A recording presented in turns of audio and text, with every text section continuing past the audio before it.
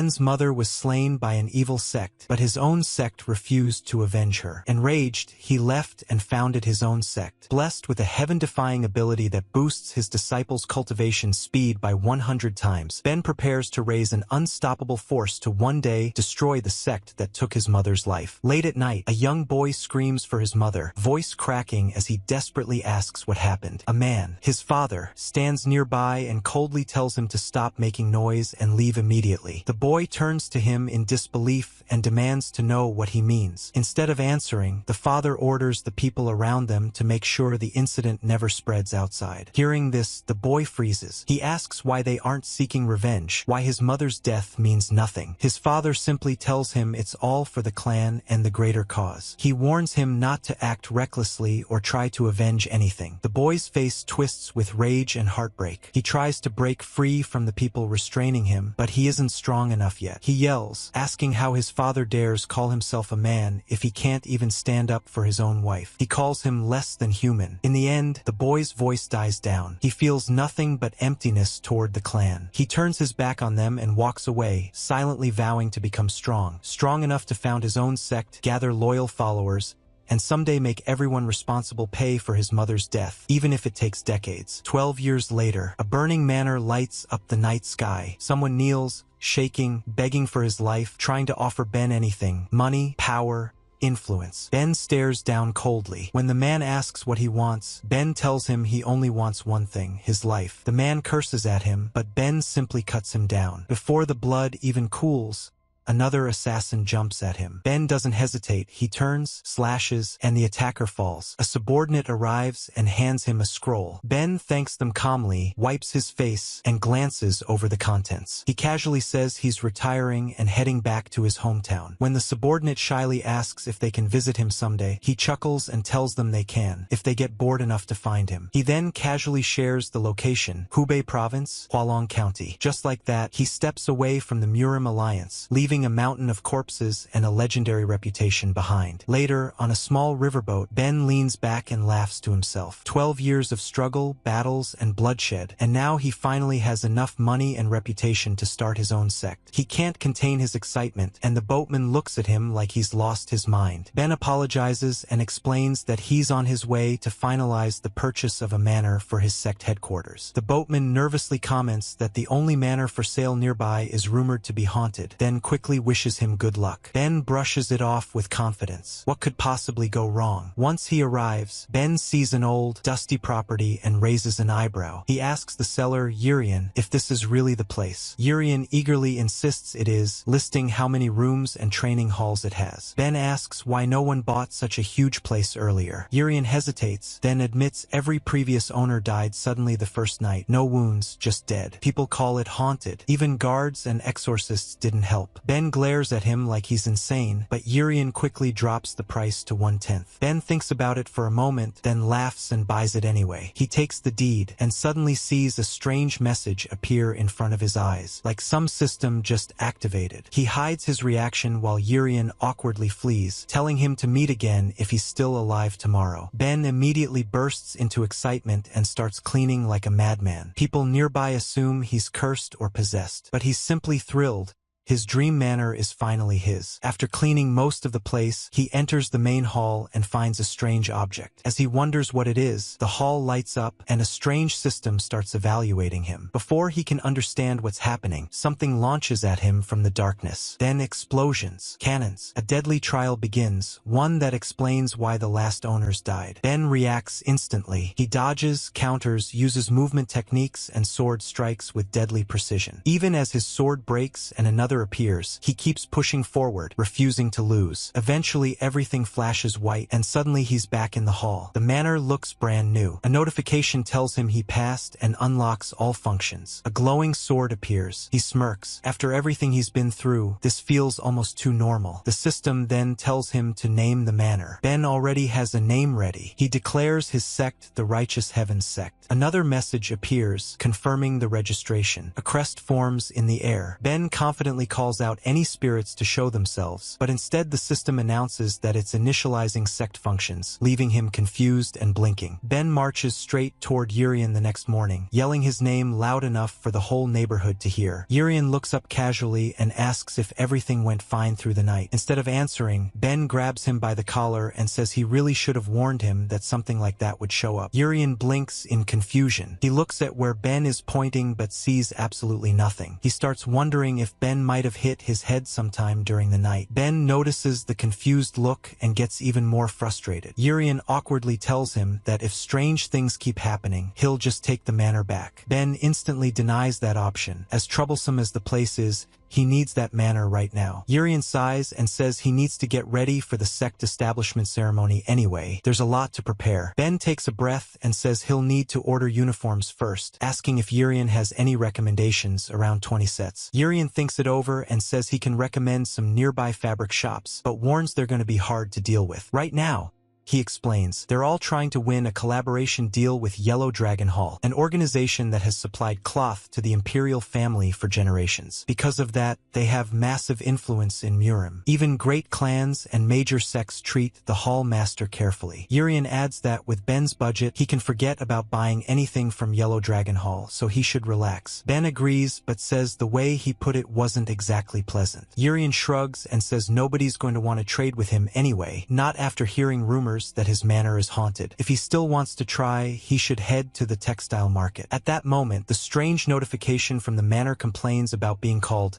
haunted, saying that's a bit harsh. Apparently, it even cries about it. Ben tells it to shut up. He pauses, thinking, and points out that he only signed the contract yesterday, so how did rumors spread that fast? Urian, sweating bullets, quietly says that gossip travels faster than the wind. Ben narrows his eyes. He feels like he's already figured it out and asks if Urian is the one who spread the rumors. Urian nervously replies that he can think of it as free publicity for his sect. He adds that since Ben is still alive, it proves the place isn't actually dangerous, so everything should be fine. Ben grits his teeth. He's certain this whole mess is Urian's fault for selling him that cursed manor. Later, when he heads out to buy supplies, everyone refuses to sell to him. The moment they hear where he's living, they immediately turn him away. Ben keeps trying to shop around town, but no one will talk to him. One guy even punches him in the face and tells him to get lost. He adds that nobody wants some unlucky guy with a haunted manor stain hanging around their business. Ben rubs his cheek, wondering how rumors spread this fast. He tries to calm himself down, telling himself that his first impression in this town can't be that of some lunatic wandering around getting punched. Just then, he notices a kid angrily yelling at a man. The kid reminds him that the man promised to save his sister, but the man acts like he doesn't care. Another bystander walks over and recognizes the kid, asking what's going on. The kid explains that these men told him they could cure his sister's illness, but instead they just stole his money. Someone else nearby mutters that the sister is hopeless anyway. Even doctors already gave up on her, and the kid gets knocked around. A passerby steps in, furious, and calls them scoundrels. He points out that they're from the White Sword sect and demands to know how they can bully a child like this. One of the thugs tells the others not to let this reach their sect leaders and to take care of it quietly. Another agrees and addresses him as senior brother. That senior brother pulls out his sword and says the kid should have left quietly when he gave him the chance. Before he can finish, an older bystander mutters that now they've forced him to stain his hands with blood, but suddenly he gets kicked square in the face. Everyone freezes. The senior brother demands to know who just interfered. Ben steps forward and says that his name doesn't carry much weight these days, but since he was asked, it's only polite to answer. He introduces himself as Ben Woon, sect leader of the Righteous Heavens sect. The White Sword sect men don't take that well. They all rush him at once, but Ben is far too strong. He knocks them down easily, barely breaking a sweat. He tells them it's never smart to judge someone by the fame of their sect, especially when they don't even know their opponent's strength. Another White Sword member jumps in angrily, asking if Ben plans on making the White Sword sect his enemy,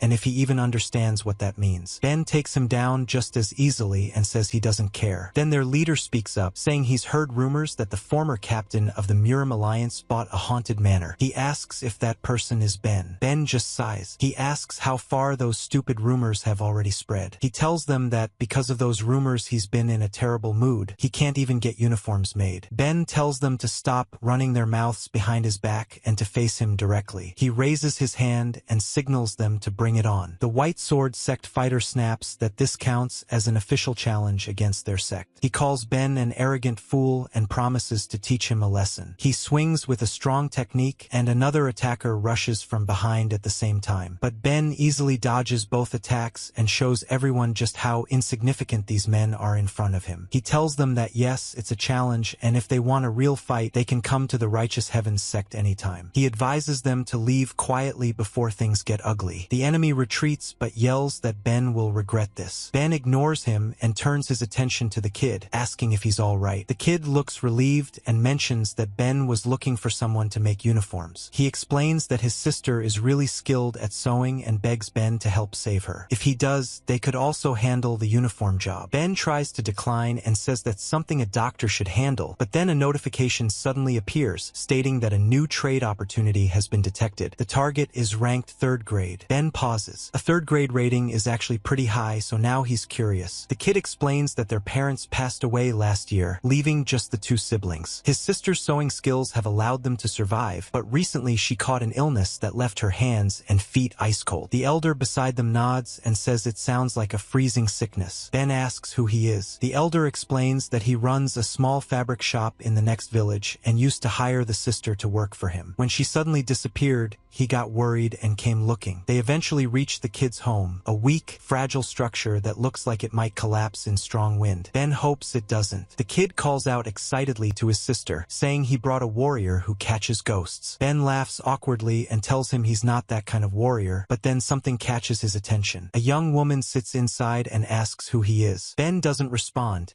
He's too busy examining her condition. She places her hands and feet near the flame, but instead of warming up, they stiffen even more. Ben frowns and thinks this is worse than he expected. A notification appears, explaining that the heat from the fire and the cold in her limbs are clashing violently. Ben's expression turns serious. In his mind, he wonders if this might be a side effect of energy cultivation. Ben looks at the young woman and asks if she is Sonia. He explains that her brother begged him to save her. He then crouches down and asks if the heat doesn't hurt her. Sonia calmly tells him it doesn't. If she doesn't warm herself this way, she'll get frostbite. Ben asks what's going on with her body. Sonia just laughs softly and asks how he even found his way here. The elder steps forward and tells her that he suddenly couldn't contact her anymore, so he became worried and came looking. Sonia apologizes and explains that her condition has been like this lately, so she couldn't reach out. Ben checks her pulse. As soon as he does, a notification appears saying that she's absorbing too much energy and that her situation will become dangerous at this rate. Ben waves the message off and tells it to stop nagging. He's trying to analyze something more important. Another notification appears with an analysis result saying that excessive energy has invaded her body. Ben finally understands. He tells Sonia that she has what's known as an extreme body, a rare constitution that constantly draws energy from the surroundings and stores it. He mentions that the legendary Sword Empress, Master of the Sword Pavilion, one of the 10 heavens, has the same constitution. She stands at the very peak of swordsmanship. Sonia smiles weakly and says it sounds amazing. Ben tells her that for a martial artist, it's a blessed condition. But in her case, she has absorbed far too much energy, and her yang energy has dried up. If things continue like this, she'll die within 3 months. Sonia's expression stiffens with fear. Daniel, the elder, remarks that she must have already sensed it. Sonia forces a small laugh and says that if that's the case, there must be no cure after all. Her younger brother immediately yells that she shouldn't say that and insists she's not like the others who gave up. But the elder admits even medicine won't do much. Ben agrees and tells them that even if medicine helps temporarily, the symptoms will come back worse. He begins thinking. The key is yang energy. They need a way to replenish it gradually. Right then, a notification appears mentioning essence water, stating that he will obtain it upon quest completion and that it can be used to boost a sect member's recovery rate. Another notification follows with details. Recovery effect, minor. Increases health and inner energy recovery rate of sect members. Cost, 50 essence water. Usable immediately. Then another message pops up with a mission. Quest, recruit your first disciple. Reward, 50 essence water. Ben connects the dots immediately. If he manages to treat Sonia, he'll also naturally secure his first disciple. 2 birds with 1 stone, a perfect solution. Ben tells Sonia that he isn't completely certain, but he thinks he's found a way to help her. He extends his hand toward her and tells her to become his disciple. Sonia stares at his hand,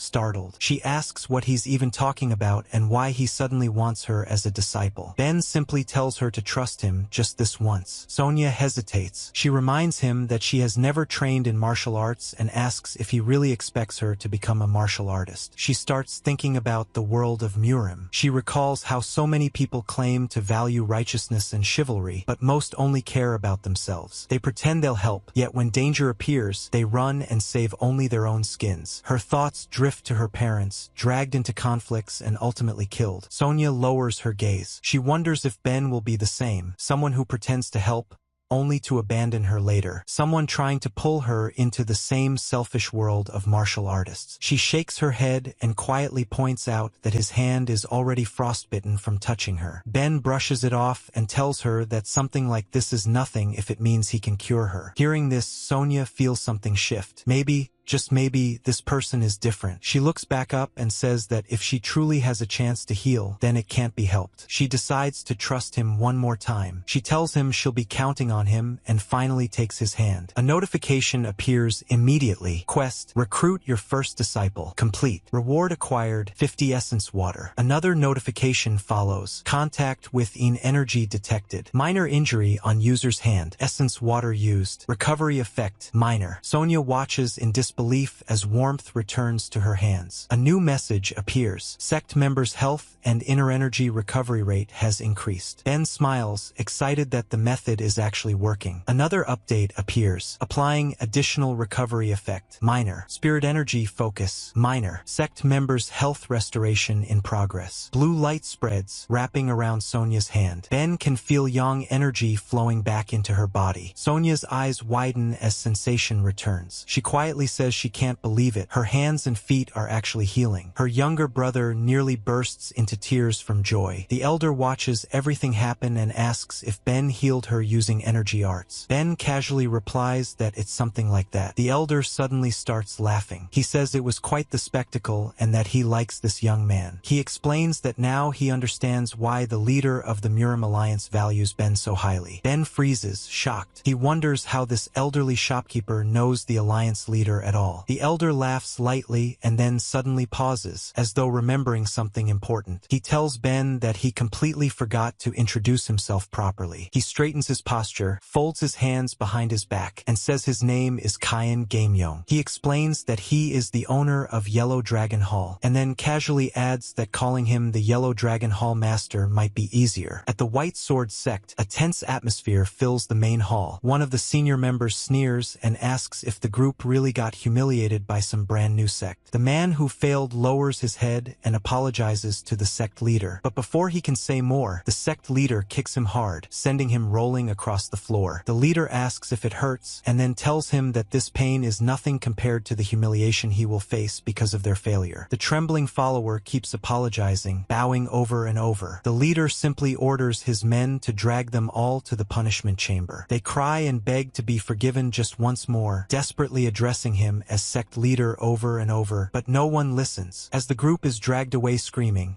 the sect leader mutters that the Righteous Heavens sect's leader, Ban Wu, should be given a proper welcome. This man, the White Sword sect leader, So Yunwang, seems more excited than angry. He's dying to see what kind of person Ben really is. Meanwhile, Ben is still mentally processing the fact that the man in front of him is the Yellow Dragon Hall Master, Kyan Gamyong. Even Sonya looks shocked. She politely apologizes for not recognizing him, but Gamyong just waves it off and says it's fine. Then, with a relaxed smile, he asks Ben what he thinks about joining the Yellow Dragon Hall. He says he's willing to support Ben in whatever path he chooses. Ben freezes. Yellow Dragon Hall isn't just any merchant group. It's the powerhouse that supplies silk and clothing to the palace. A notification appears saying that he has encountered the beginnings of a new business partner. Opponent rank, 1st grade, Yellow Dragon Hall. Ben also remembers that Yellow Dragon Hall is backed by many martial masters. Even top sects are wary of them. Gamyong's words alone hold enough weight to influence both the Murim alliance and the unorthodox Murim. It's an incredible opportunity, but it's simply not the future Ben wants.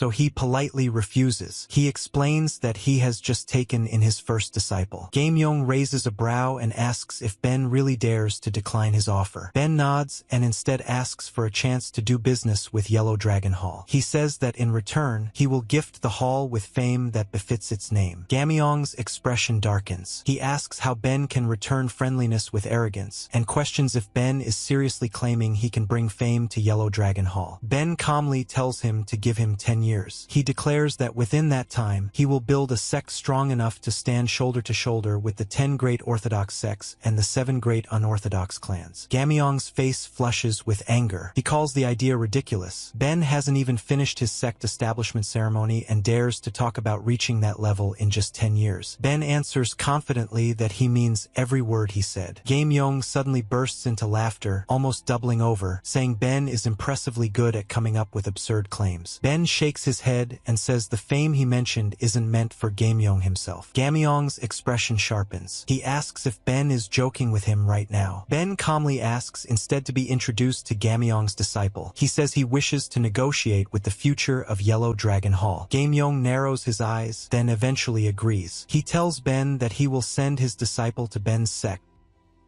and whether the deal proceeds will be up to that disciple's judgment. He warns that if the Righteous Heavens sect ever disappoints him, Ben will have to take responsibility. Ben just replies that there's no need to worry. With that, Gamyong rises and orders his men to bring in silk. Suddenly, many Yellow Dragon Hall disciples file in, carrying bundles of exquisite silk. Ben can't help feeling excited, seeing such a high-level resource laying before him. Since he is already out, Gamyong decides to visit an old friend. He gets into his carriage and tells his subordinates he wants to stop by the Evil Path Alliance. He says he wants to have a drink with its leader. Meanwhile, Ben finally gets to try on his new uniform, the Righteous Heavens robe. A notification appears, saying both his dignity and charm have increased. He admires himself, saying he looks good. Sonia and her little brother are also delighted to see him so happy. Ben admits that this is his first time wearing such high-quality silk. He says it's so comfortable that he can move around freely without any restriction. Another system window pops up, giving him a choice between 3 rewards: Advanced Sorcery Counter Text, Advanced Miracle Medicine of Talent, Exclusive Trait Unlock. Ben thinks all 3 options are great, especially the first 2, but he eventually chooses Exclusive Trait Unlock. This unlock allows him to see and awaken the traits of his disciples. He checks Sonia's profile. She's noted to be born with incredibly strong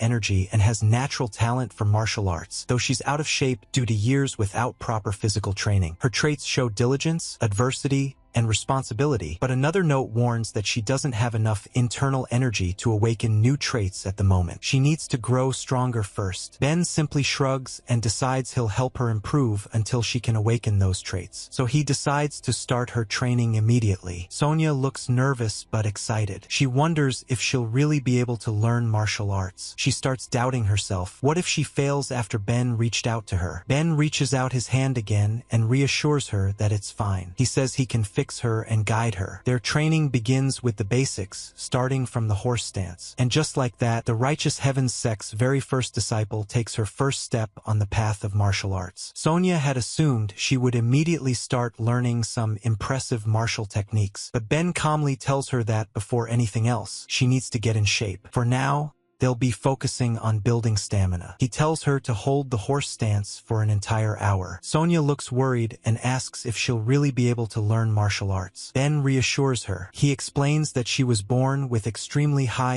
affinity. Her internal energy naturally accumulates on its own. It might be overwhelmingly based, but as long as she trains properly and forms a Densine foundation, there won't be a problem. Ben silently marvels at her potential. With such a perfect body for martial cultivation, she's practically a treasure. There's no way he's letting her slip away. A notification suddenly pops up saying that the user's creepiness level has increased. Ben pretends he never saw that. Suddenly, Yang comes rushing over, calling for him loudly. He says the White Sword sect has sent a letter and asks if Ben personally knows their sect leader or something. The moment the the kid hears the name, he becomes furious and declares he hates the White Sword sect. He says they're the ones who attacked his family and destroyed his village. Ben realizes these must be the same people he dealt with yesterday and decides to take a look at the letter. As he reads it, he explains that the White Sword sect is hosting a duel competition and wants the Righteous Heavens sect to attend. They have authority over this region, and their leader is infamous for his nasty personality. Rumors say he enjoys bullying weaker sects during these events. Yang nervously comments that although the White Sword sect often targets slightly weaker sects, they usually don't bother with complete unknowns. He reminds Ben that they're brand new and have zero reputation. Ben takes offense and asks if that was meant as an insult. Yang panics and insists it's all a misunderstanding. Ben smirks and says it's obvious the White Sword sect is trying to mock them. Still, he thinks this will be entertaining and a good chance for them to spread their name. Sonia starts getting anxious. She asks if they'll really be all right since there are only 2 of them. She worries she'll just be a burden. Ben casually tells her that she'll be participating in the competition alone. Sonia freezes. She repeats the word alone internally, and her panic skyrockets. She nods stiffly and says she understands, and that she must train even harder since she's the only competitor. Inside, she is screaming. That night, Sonia finally collapses onto the ground, exhausted. She admits her stamina is indeed low, but wonders aloud if she isn't doing the horse stance a little too much. She points out that she's barely swinging a sword for even an hour a day, and even then, all she's learned is a simple chop that even children could pull off. With only 2 weeks left before the duel, she has no idea what Ben is thinking. Meanwhile, he just laughs like everything is progressing perfectly and tells her not to worry. Curious and slightly concerned, she sneaks off to see what he's doing. She finds him in the room, sewing. He's struggling hard. A notification pops up saying he has received his 23rd bleeding wound from the needle. Ben mutters that she's probably beginning to question why he keeps making her hold horse stance training, and before that happens, he needs to make training robes for her. He hopes she'll like them. Hearing this from behind the door, Sonia feels a new wave of determination. A notification appears saying that Sonia's trait responsibility is beginning to bloom. Ben has no idea why things are progressing so fast, but he shrugs it off and keeps sewing. 2 weeks pass, and the day of the duel event arrives. Large crowds gather around the White Sword sect grounds. Some disciples whisper to each other, wondering why the sect leader is personally hosting this. Normally, a duel with the Righteous Heavens sect could just be handled quietly. Another man explains that rumors spread that some White Sword disciples were beaten up recently, so the sect leader intends to use this duel as an example to show what happens to anyone who dares oppose the White Sword sect. Someone else clicks his tongue and says he doesn't know who these newcomers are, but it seems they've forgotten their place. Sonia arrives at the check-in area for registration. Some disciples glance her way and whisper that if the Righteous Heavens sect is recruiting people based on looks, then they must be doing a great job because she's unbelievably cute. They ask her name, and another disciple explains she is Sonia, the newest member of the Righteous Heavens sect. They also stare at her outfit,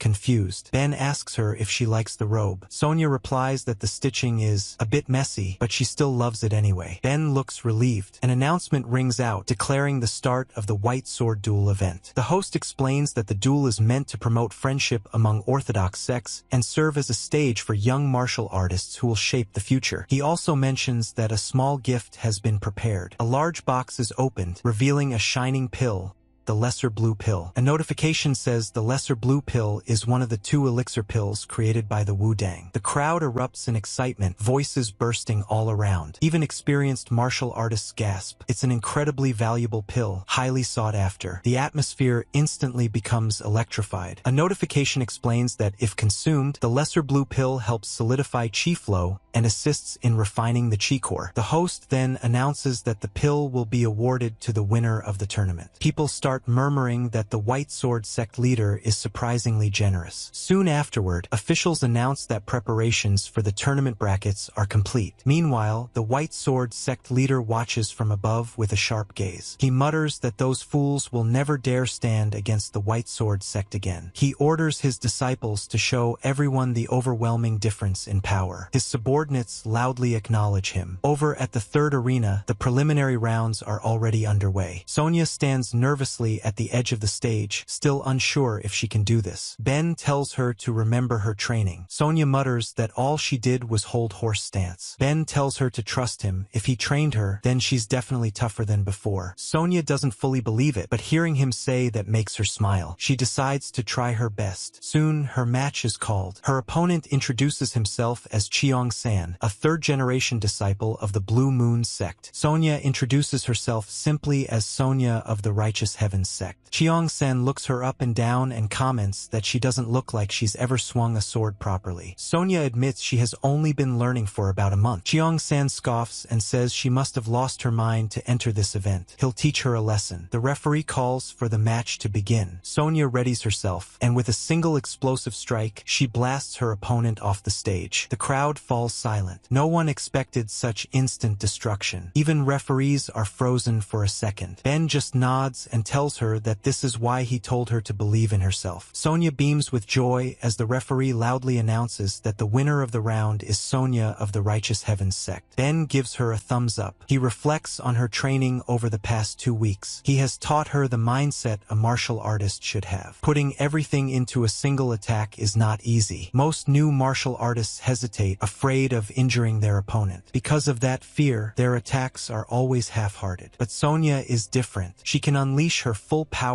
without hesitation, and that alone puts her above many early-stage fighters. Ben is now confident that she'll have no trouble progressing to the main rounds. He decides he doesn't need to worry about Sonia anymore. So, he turns away from the arena and begins scanning other stages, wondering if anyone here is worth paying attention to. The announcer then declares the next match, Jing Wang of the White Sword sect. The audience leans forward in anticipation, expecting something exciting after Sonia's shocking victory. The battle begins, and both fighters unleash everything they have. Before long, Jing Wang's opponent admits defeat, yet Jing Wang keeps attacking, striking over and over without restraint. The referee panics and screams for him to stop, reminding everyone that the match has already been decided. Eventually, Jing Wang steps back, and the announcer proclaims him the winner. Ben watches from a distance, unimpressed. He thinks this guy is just playing stupid games, ignoring the obvious outcome just for cruelty. A nasty fellow indeed. Sonia soon runs over joyfully and tells Ben she made it to the main round. Ben praises her lightly and tells her she did well. She says she won easily once she gave it her all, just like he taught. Ben nods, saying it seems to be working, though he's deep in thought. Suddenly, he senses a chilling wave of killing intent. He glances at a distant figure and thinks this ominous aura is coming from that person. Sonia notices it too and quietly asks about that person. Ben tells her she'll likely be fighting him in the main tournament. Then,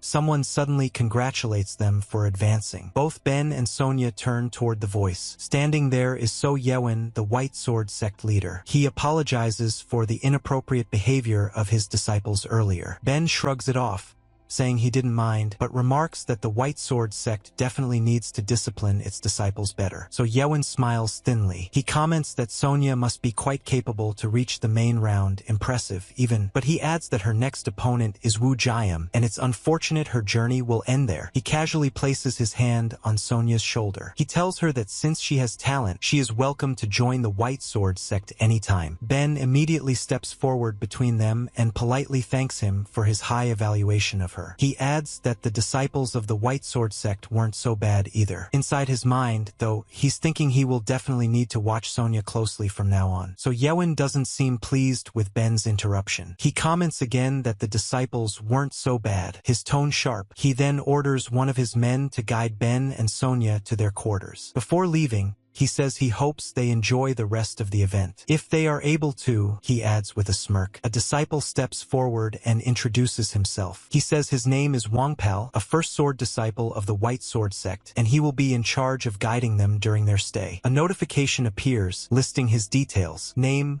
Wang Pal, age 21. A notification window briefly appears in Ben's vision describing Wang Pal's body composition. His skeletal frame and muscular structure are excellent, and his talent allows him to learn martial arts quickly. Ben raises an eyebrow. That level of potential is rare. Wang Pal, unaware of the appraisal, simply tells them to follow him. Ben watches his back with growing interest. He casually comments that Wang Pal is quite tall and has a very solid build. Wang Pal scratches his cheek, a little embarrassed, and thanks him shyly. He then leads them to a small house on the sect grounds and tells them these will be their quarters for the duration of the tournament. After a polite bow, he excuses himself and leaves, telling them to rest well. As soon as the door closes, Sonia immediately shifts the topic. She asks Ben about her next opponent, clearly worried. But Ben turns the question around and asks what she thinks of Wangpal instead. He wonders aloud how she would feel if Wangpal became her fellow disciple someday. Sonia freezes. She stares at him like he just started speaking a different language. She wonders how he suddenly moved from talking about her deadly opponent to casually discussing recruiting that person as a fellow disciple. Her brain simply cannot keep up. Ben, however,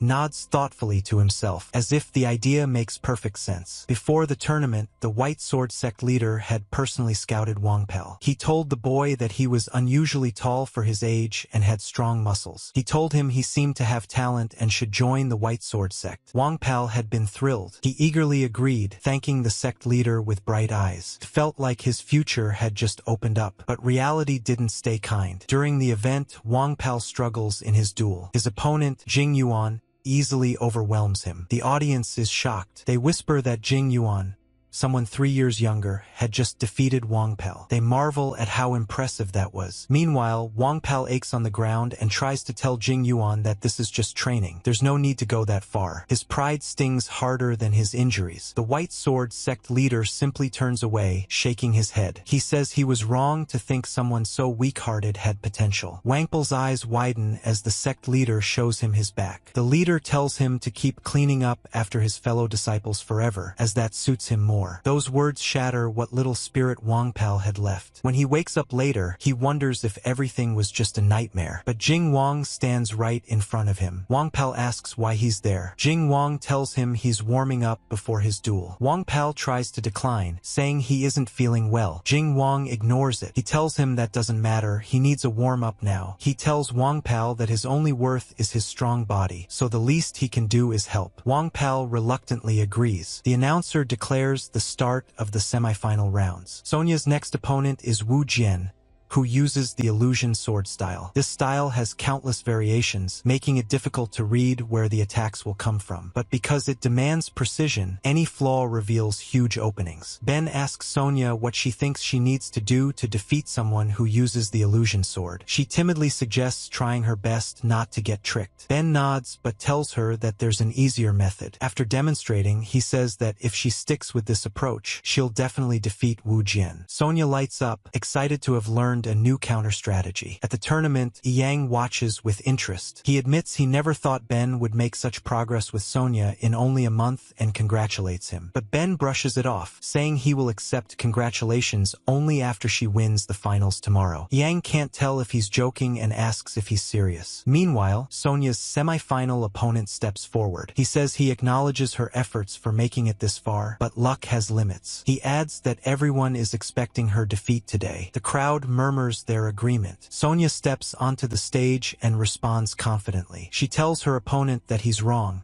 Her sect leader believes in her victory. Her opponent scoffs and says she's just as crazy as her sect leader. The match begins. He acknowledges she has guts, and then immediately forces her back with strong, clean technique. Sonia steadies her stance. She notes that, as expected of a White Sword sect disciple, his fundamentals are on another level. He presses her, forcing her backward. He mocks her, asking if she's backing down already. Sonia thinks hard. She reminds herself that if she can't distinguish real attacks from feints, then she needs to keep her guard centered. Even then, the opponent's strikes have tremendous force. She blocks, but the impact keeps pushing her back. Her opponent smirks and tells her he underestimated her, then adds that he'll get more serious. A strange, tricky technique begins to unfold, an illusionary sword pattern meant to confuse her. Just before she gets overwhelmed, she recalls Ben's instruction from earlier. Illusion sword users are generally weak at close range, so they try to keep distance. If she can close the gap and land a proper hit, she'll win. Back in the present, Sonia steels herself and declares that she's only getting started. She charges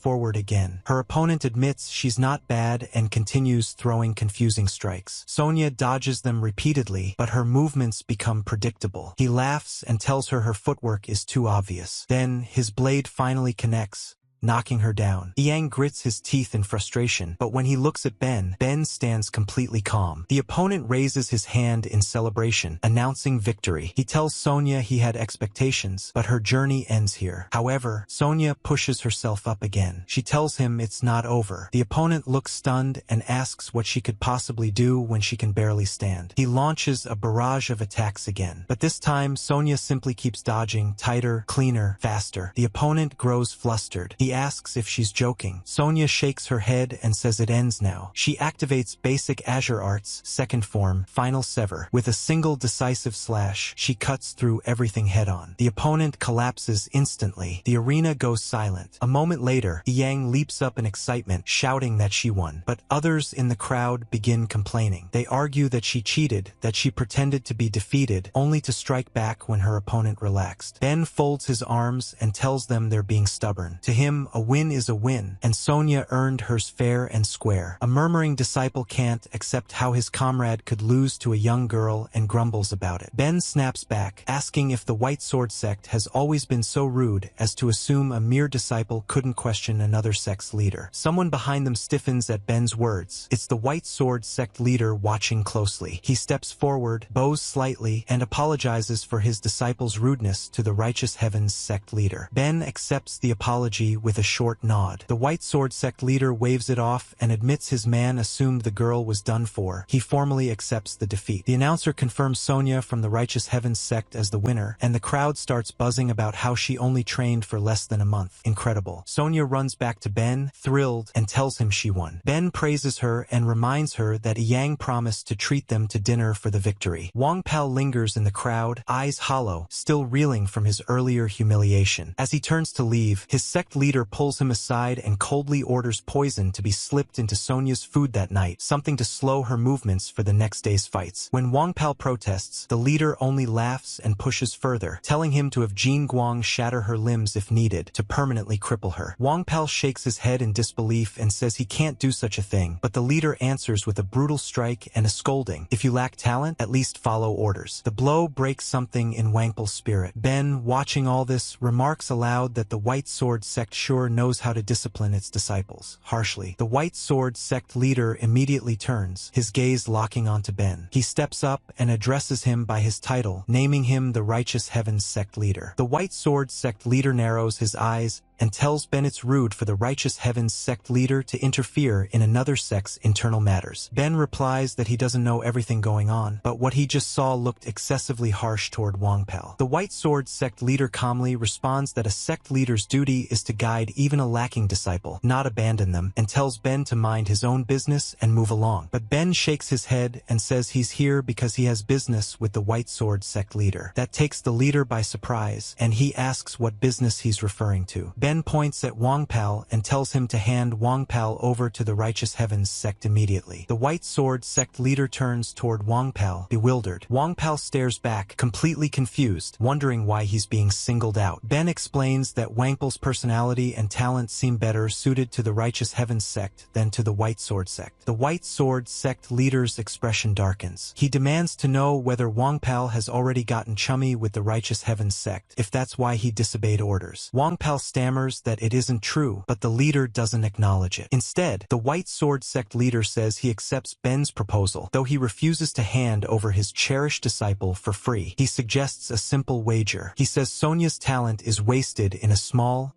unknown sect. His proposal, the sect that wins the duel may take one disciple from the other sect. He adds that he only says this because he feels sorry for Sonia and asks Ben not to take offense. Ben immediately agrees, unfazed. The White Sword sect leader is stunned by how boldly Ben accepts. Wang Pao panics and tells Ben he's taking the joke too far, begging him to stop, but the White Sword sect leader ignores him. He says he looks forward to the results because even the one disciple Ben has will soon be gone. Later, Ben speaks quietly to Wang Pao. He tells him to think about why he chose him specifically, There's a reason he let the White Sword sect leader walk away with that wager. He tells Wang Pal to think carefully. Wang Pal nervously asks if Sonia knows about the wager. Ben shrugs and says Sonia will probably be happy to have a junior brother. He says it would be a tragedy to let someone with Wang Pal's talent decay inside the White Sword sect. Besides, they simply have to win. Then Ben approaches Sonia. He gently tells her that he doesn't want to pressure her, but asks if she can win her duel. Sonia blinks in surprise. She says she'll definitely do her best, but reminds him that he told her the odds were only 50-50. Ben acknowledges this, but also tells her that if it's her, she definitely can do it, because he trusts her. Sonia nods and says she'll try her best. A notification quietly reports that Sonia's disposition, responsibility, has sprouted. On the White Sword sect's side, the sect leader warns his disciple not to let his guard down. The disciple confidently replies that he won't. The leader reminds him that they cannot afford to be humiliated again and tells him to win at all costs. The disciple agrees. Wang Pal also nervously advises Jingang Wang to be cautious. Jingang Wang scoffs and says he won't be careless like Wu Jiam, insisting that Wang Pal is overrating a beginner's luck and cheap tricks. Wang Pal tries to explain himself, but Jingang Wang ignores him, declaring that he'll crush all false hopes. At the arena, the referee calls the contenders forward. Jingang Wang comments that making it to the finals against the White Sword sect is commendable, but her luck ends here. Sonia replies that nobody knows the outcome until it's actually over. The match begins. Jingang Wang assumes she'll avoid head-on clashes, believing beginners rely on trickery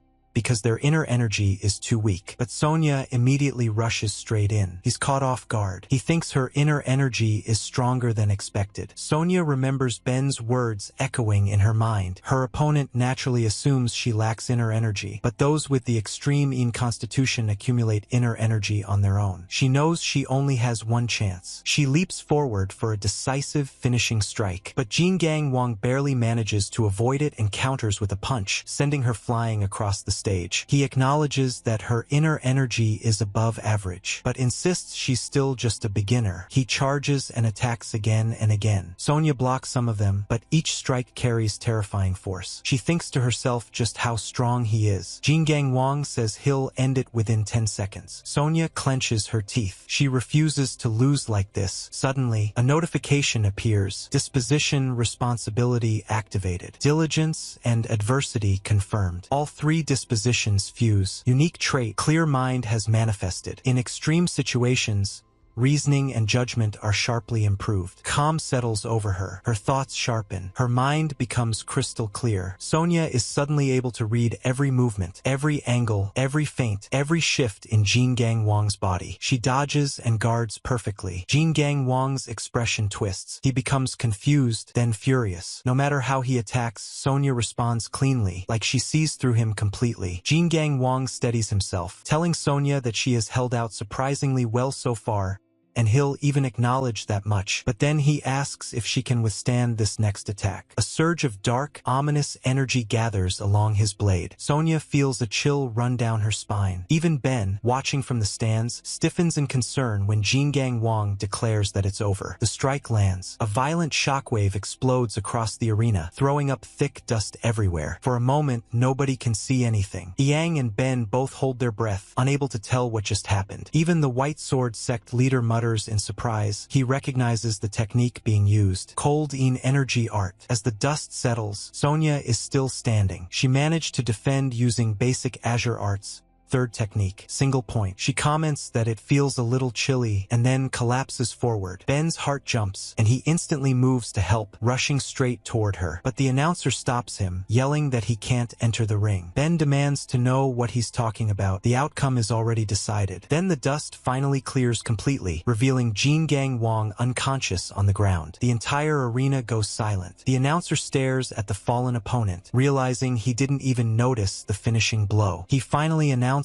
that the winner is Sonia of the Righteous Heavens sect. Sonia smiles weakly, relieved that she won, even though her legs barely hold her. Meanwhile, the White Sword sect leader's expression twists in utter fury. He feels his entire sect has been made into a joke, humiliated in front of the crowd. Ben checks on Sonia and asks if she can stand. Sonia, exhausted, manages only to say that she kept her promise to him. The entire crowd erupts in cheers, praising her skill and determination. The announcer officially declares the winner of the White Sword martial contest, Sonia of the Righteous Heavens sect. Ben steps forward and speaks loudly so everyone can hear him. He announces that, 1 month from now, the Righteous Heavens sect will be holding its sect establishment ceremony, and he hopes everyone will attend. The crowd goes wild. They're stunned. The Righteous Heavens sect hasn't even officially held its inauguration, and yet it just defeated the famed White Sword sect. The White Sword sect leader is livid. He demands to know if Ben is seriously using the White Sword sect's tournament as free publicity for his own sect establishment. He accuses Ben of deceit, saying he hid the cold energy art during the competition. But before he can rant further, someone grabs his hand. The leader looks down and sees Wang Pal holding him back. He demands to know what Wang Pal is doing. Wang Pal tells him he should maintain his dignity. This only enrages the White Sword sect leader further. He accuses Wang Pal of defending the Righteous Heavens sect and labels him a traitor. He declares that traitors must be executed immediately. He raises his hand to strike Wang Pal, but Ben intercepts. Ben grabs the sect leader's wrist and demands to know what he thinks he's doing. He states that Wang Pal is now a disciple of the Righteous Heavens sect and must be treated with respect. He adds that if the White Sword sect leader is dissatisfied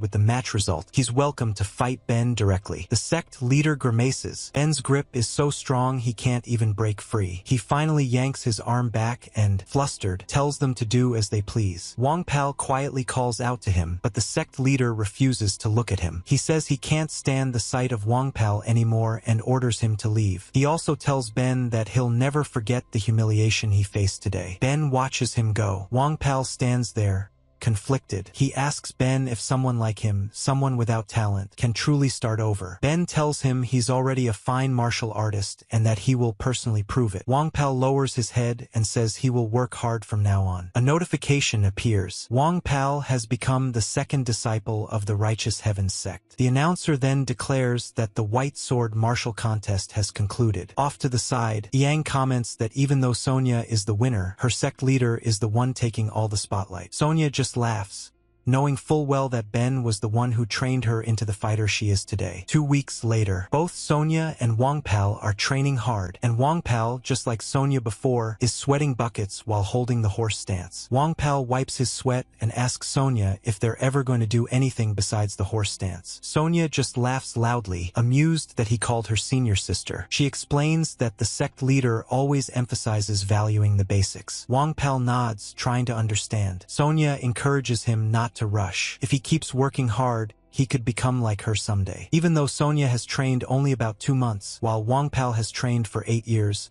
Wang Pal accepts this advice. He says he's at least confident when it comes to physical work. Sonia immediately puts that confidence to use and tells him he can go fetch water by himself. A notification pops up. Name Wang Pal, age 21, second disciple of the Righteous Heavens sect. Strength, excellent physique, exceptional talent in understanding fundamentals and forms. Wang Pal feels like his days are about to get very busy. Another notification displays weaknesses, extremely low energy sense, slow inner energy accumulation, can be offset by spirit energy focus, innate traits, and use timid, devotion, self-control. Ben watches them from a distance and thinks that Wang Pal really is strong enough to casually lift both Sonia and her little brother with his bare hands. Seeing the assessment, Ben concludes that his judgment was correct. Wang Pal's talent lies in understanding techniques and maintaining calm focus. Plus, he has the stamina to back it up. He thinks to himself that first it was Sonia, and now there's Wang Pal. He really does have an eye for talent, even if he says so himself. Later, Yang arrives and asks how the preparations for the sect's establishment ceremony are going. Ben thanks him, saying things are going smoothly naively thanks to his help. Yang waves it off and calls himself just an investor, but admits that because of the publicity from the martial contest, they have received a flood of attendance letters. Ben smiles and comments that the promotion worked better than expected. Yang then mentions that among the letters, there's also an order from the Murim Alliance. Ben reads it silently, and his expression darkens. The Alliance has issued a plagiarism review request for the Ben clan's basic arts. Yang comments that it's already been 15 years since he left the Bakley clan. Ben mutters that it's not very elder-like of them. Then he corrects himself. No, this is exactly like them. They always attack when their opponent is off guard. He clicks his tongue. Just when everything was going well, another obstacle appears. Ben's thoughts spin fast. He reminds himself that the Righteous Heaven's Sect's martial arts are the product of his 15 years of practice, nothing stolen from the Bakley clan. Still, if the Murim Alliance inspector sides with the Bakley clan, a plagiarism ruling would crush them. Not only would he be barred from passing down his art, he'd be facing a crippling compensation fee. That's the real danger. He considers the worst case, the Alliance showing up at the establishment ceremony and using the review as an excuse to shut them down. He tells himself the inspection will be even stricter next time, and they'll come ready. Ben resolves he must leave no loophole, cross-check their basics, tighten every technique, and prepare airtight proof of originality. The rub is figuring out where to get those reference basics on short notice. Wang Pal approaches shyly and says something to him, but Ben is only half listening. His head is full of contingency plans. Then Sonia suddenly yells for him, and he finally snaps back to reality and asks what's wrong. They tell him there are visitors outside. Ben quickly moves to the door. He tells everyone to keep calm and warns the disciples not to touch anything that looks valuable. The guests step in,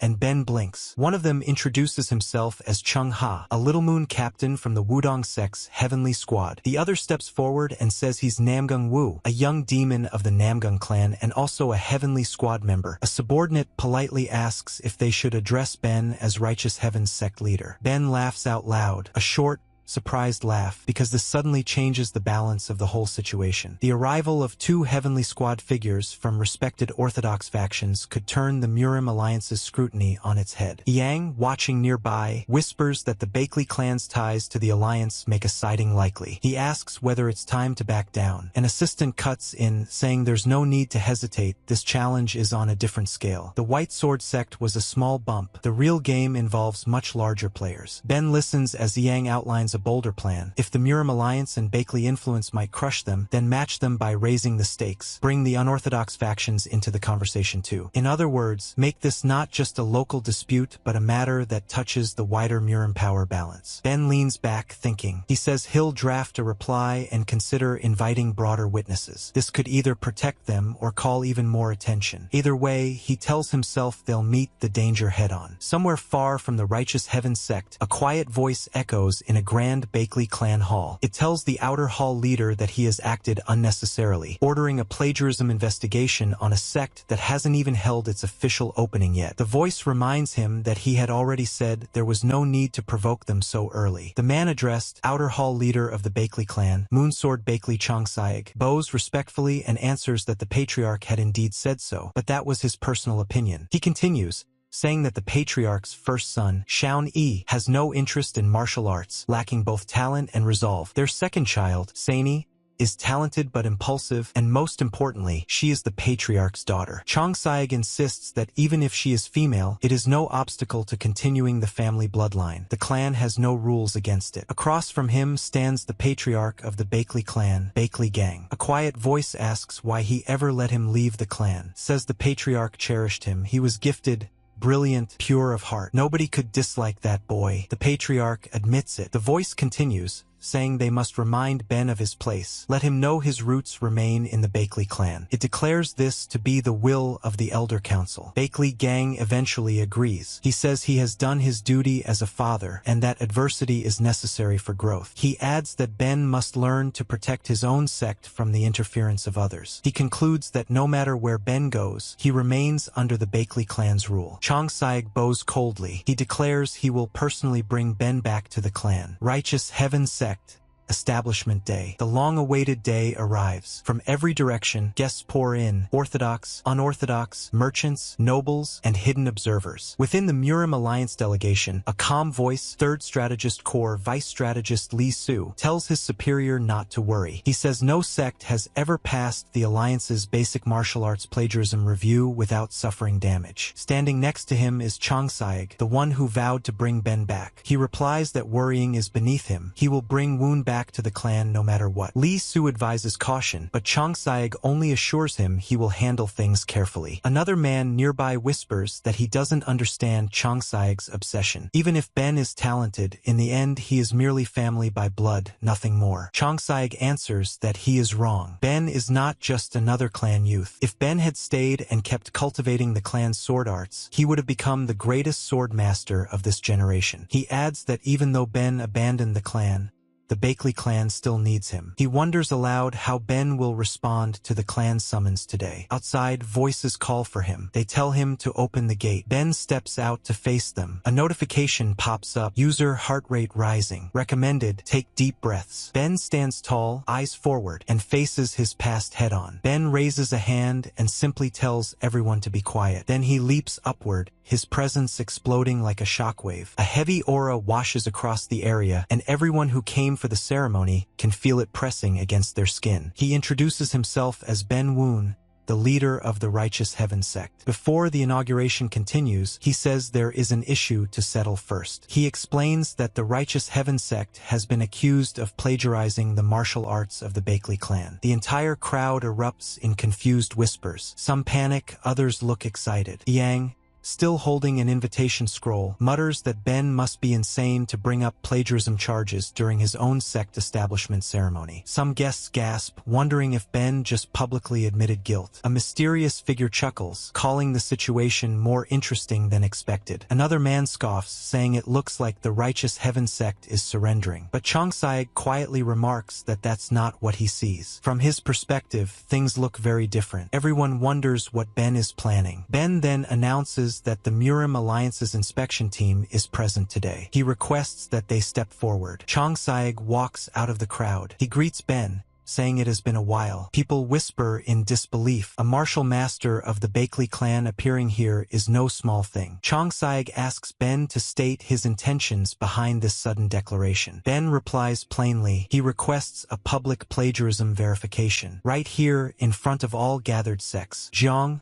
one of the Alliance officers, points out that such verifications normally go through closed evaluation first, and only after consensus are the results revealed publicly. Another Alliance assistant steps forward and says this gathering was originally meant to mediate tensions between sects, not to allow the Bakley clan to condemn the Righteous Heaven sect on stage. Chang Saig goes silent, his jaw tightening. Ben thinks to himself that this is good. With so many small and mid-tier sects watching, the Murim Alliance cannot afford to look biased. Right now, momentum is leaning in his favor. Ben asks if they may begin. The Alliance assistant nods. He tells him to proceed. Ben steps into stance and declares that he will demonstrate one of the Righteous Heaven sect's two basic martial arts, Azure Arts. He demonstrates Azure Arts Transit Intensify. First technique, Heaven, Earth, and Man. A ripple of energy flows cleanly from his body. His movements are fluid, elegant, well-rooted. Every strike and shift displays profound comprehension. The crowd falls into stunned silence. Whispers spread. It's nothing like the Bakley clan techniques they know. But the flow, the power, it is undeniably a refined foundational art. The Alliance assistant narrows his eyes, intrigued. He comments that this is the technique rumored to have plagiarized Bakley martial arts. Ben calmly explains that his Azure Arts draws upon the three principles of Heaven, Earth, and Man. Chang Saig studies the movements seriously and admits that even to his eyes,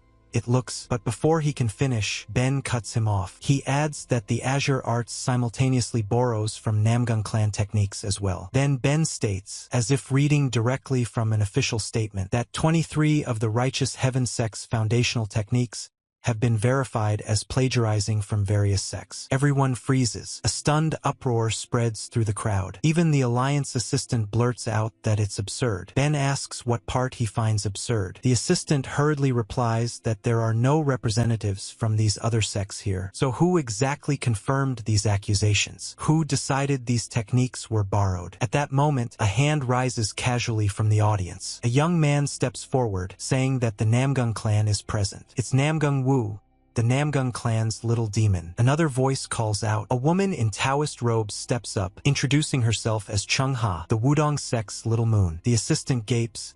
He knows both of them belong to the Heavenly Squad. He asks why they're here. Namgung Wu replies that they were nearby on a mission, and when they heard their former senior's sect establishment was happening, they decided to drop in. He admits that, yes, there are similarities. The Namgung clan's foundational boundless art also embodies heaven, earth, and man. The sequence is similar, foundation in the earth leading to human form and ultimately aspiring toward the heavens. Chung Ha says the Wudong sect agrees. She pulls out documents. Chongsaig asks what's inside. She explains that they are letters of confirmation from various sects, acknowledging that similarities exist and that accusations of plagiarism could be directed at all of them under the Bakley clan's logic. She speaks neutrally. The Bakley clan claims the Righteous Heaven sect plagiarized its basics. But if overlapping heaven, earth, and man is enough to assert plagiarism, then surely all these other sects are guilty too, correct? Chongsaig calls the logic ridiculous, but Namgung Wu tilts his head and asks if he's sure. He reminds him that this is exactly the Bakley clan's argument, that similar usage of heaven-earth-man constitutes plagiarism. Namgung Wu asks if the oh-so-great Murim Alliance would really conduct such a biased investigation. The crowd gasps as one. The letters are opened, and they indeed confirm similarities from multiple sects,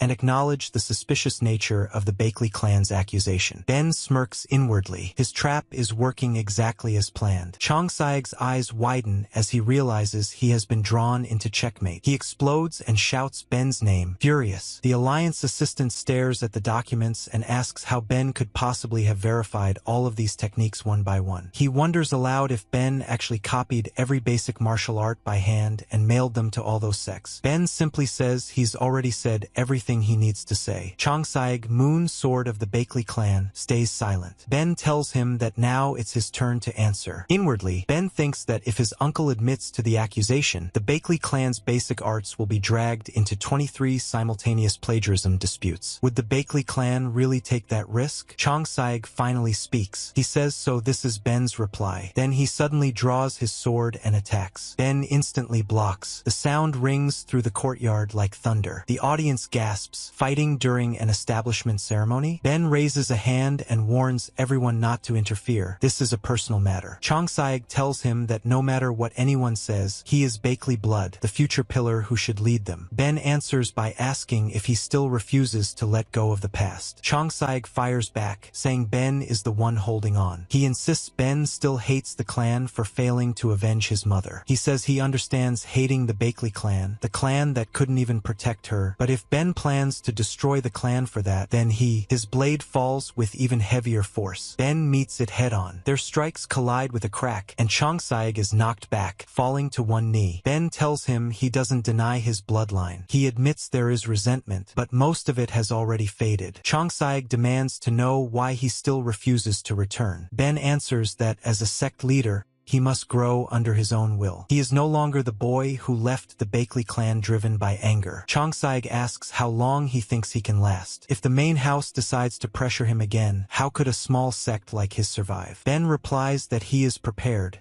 as he always has been. This leaves Chongsaig speechless. The crowd murmurs in awe. Chongsaig recalls their sparring from long ago, Ben laughing while proudly saying he finally managed to take one of his uncle's blows directly. Chongsaig remembers laughing back, telling him to try taking another one. Ben frantically yelled for him to wait. Back then, that was enough to stop him. Now, Ben stands just as strong but much more composed. Back in the present, Ben states clearly, as the leader of the Righteous Heaven sect, that their martial arts do not plagiarize any other sect's techniques. Then, Speaking as a nephew of the Bakley clan, he asks for time. Time for the truth to naturally come to light. Chongsaig slowly smirks. He sheathes his weapon. After sheathing his sword, Chongsaig turns toward the gathering. He declares, as Bakley Chongsaig, outer hall leader of the Bakley clan and younger brother of the patriarch, that the righteous heaven sect did not plagiarize the Bakley clan's martial arts. That statement alone blows away the storm. He then leaves without another word. Among the watching crowd, an amused old man comments that Chongsaig looked so worn out he almost stepped in to help, but it seems he didn't need it. He notes that the patriarch chose his nephew well. A woman beside him tells him to be quiet, reminding him that she is the disciple of Jiawal, the Yellow Dragon Hall master. Another man narrows his eyes and tells her to watch her tone, because he came personally from the Yellow Dragon Hall to witness this. Someone else mutters, examining the manor, that the entire structure seems like a single divine artifact, ridiculous but fascinating. He admits Ben is far more interesting than he expected. This man is the unorthodox alliance leader. He says he'll head out first. The Yellow Dragon Hall woman speaks quietly, calling him her first trade partner, meaning the Righteous Heaven sect may have just caught the attention of both orthodox and unorthodox giants. 3 days later, Sonia slumps forward at the gate, sighing. She says she can't believe it. 3 days have passed since their grand establishment ceremony, and not a single applicant has come. Ben keeps a straight face and tells her to remain calm. They shouldn't be swayed by trivial matters. A notification appears, stating that the user's heart rate is unstable. So clearly,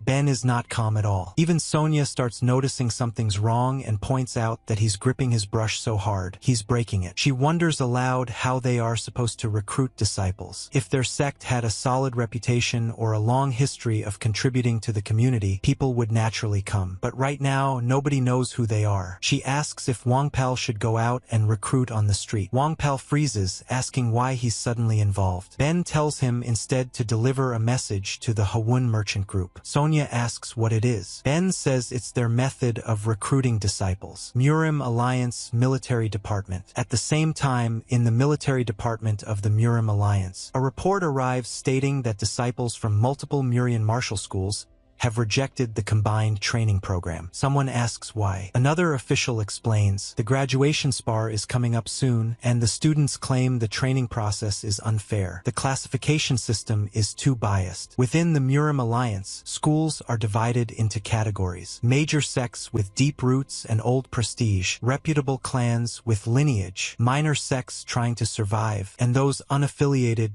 barely counted. The students are refusing to accept training that reinforces that hierarchy. At the Murim Alliance Military Department, strategist Jigel Pyong explains that, at a glance, the Murian martial school might seem weaker than others. But he points out they still have disciples trained by orthodox martial masters, and their matches are usually evenly fought. However, he says this current batch is different. The Muing martial school has been overwhelming them for 3 years straight, and Murian hasn't won a single sparring match. Their morale is completely shattered. The students are refusing to take part in training. Someone asks about their schoolmaster. Jigel Pyong replies that they're trying to persuade him, but it seems he's quietly siding with the students after repeated humiliation. He concludes that, after 3 straight years of losses, the man probably just wants to save face. Another officer asks what they should do. Jigel Pyong simply tells him to send out a messenger pigeon, ordering all Murian martial school disciples to assemble. The combined training will go forward whether they like it or not. Hualong County Forest. A boy jolts awake, breathing heavily. Xiao Wugang, Murian martial school disciple. His companion is still resting nearby,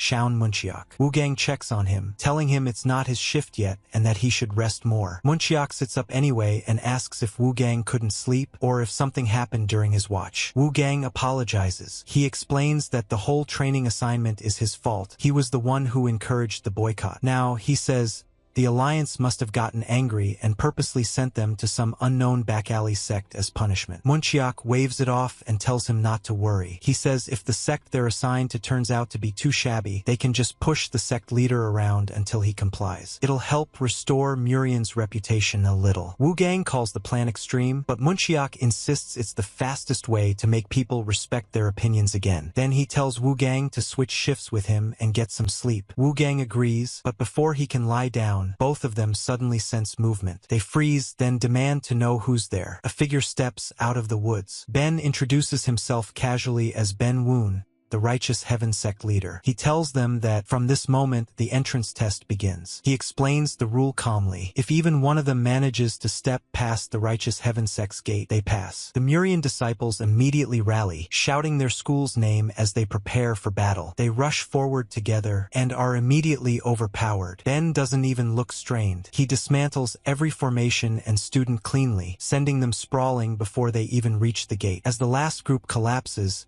Ben tells them that, of course, they're welcome to try again, assuming they can even escape from him alive. Somewhere in Hubei province, near Mount Wudong, a few people gossip about the latest Murian news. One person asks if the others have heard about the Murian martial school this time. Another man answers that their new training assignment is apparently at some newly founded sect no one has ever heard of. He tries to recall the name, but gives up, saying he isn't interested. He argues that it doesn't matter where it is. The Murian Alliance probably just chose the location to balance things out. Maybe there's a hidden master there, maybe not. A woman nearby cuts in, saying it's all the same regardless. She claims she'll win in the end anyway. As she says this, she privately recalls how Ben left without answering her calls, and resentment flashes in her eyes. She is introduced as Muzhong martial school disciple, Beckley San, Ben Woon's younger sister. She's determined. She thinks that until she learns why her brother abandoned the clan, she has no intention of losing to anyone. Back at the forest, righteous heaven sect territory, Ben is still in the middle of knocking Murian students around like it's morning exercise. None of them are doing well. One of them, Shaun Munchiak, forces himself up and asks if Ben is really the righteous heaven sect leader and why he's attacking them. Ben explains that this is his method of teaching.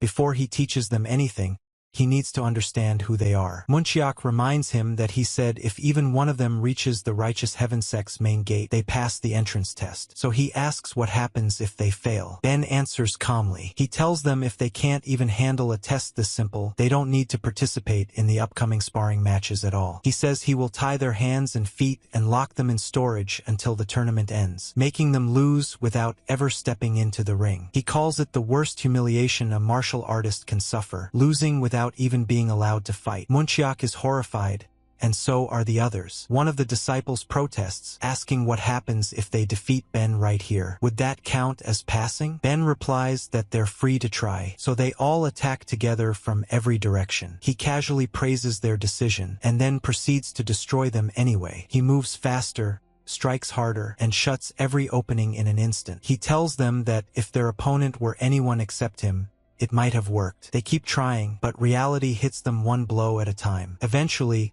all of them are sprawled across the ground, exhausted, panting, completely out of options. Ben looks down at them, asking where that fiery spirit from earlier disappeared. He says they freeze the moment something unexpected happens, and that is why they lose. Just when the Murian disciples think the beating is over, one boy suddenly rushes Ben from behind. Ben tilts his head slightly and sidesteps as if he's swatting a fly, then sends the attacker flying with a clean kick. A few more students try to flank him from different angles, but nothing works. Every strike stops short, gets parried, or collapses against Ben's footwork. Ben observes how stiff they all are. Panic is locking their bodies up. They should have the advantage in numbers, yet none of them can use it properly. He points out one boy in particular, Wu Gang, and tells him he hesitated earlier because he was worried he might hurt Ben. With that kind of mindset, he thinks they'll never break through. Still, it isn't all bad. He notes that among them, 3 stand out the most. Ben considers provoking them and decides to go for it. He tells them he's disappointed.